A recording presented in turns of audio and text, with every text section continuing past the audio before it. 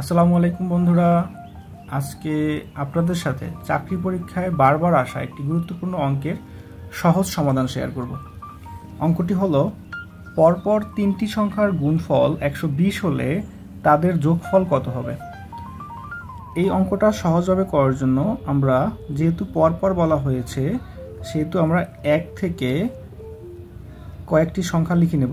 1 2 3 4 5 6 7 8।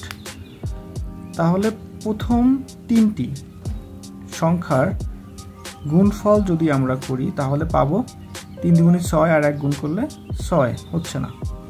তারপরে যদি আমরা পরের তিনটে সংখ্যা নেই, 3 দুগুণে 6 4 6 24, এটাও হচ্ছে না। পরের তিনটি সংখ্যা নিলে আমরা পাবো 3 4 12 5 12 60, এটাও হচ্ছে না। এরপরের তিনটে সংখ্যা নিলে আমরা পাবো 4 5 20, 6 20 কে 120, আমরা 120 পেয়ে গেলাম।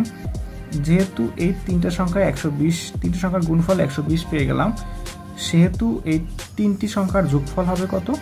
4 6 10 আর 5 15, তাহলে অ্যান্সার হবে 15। ধন্যবাদ সবাইকে।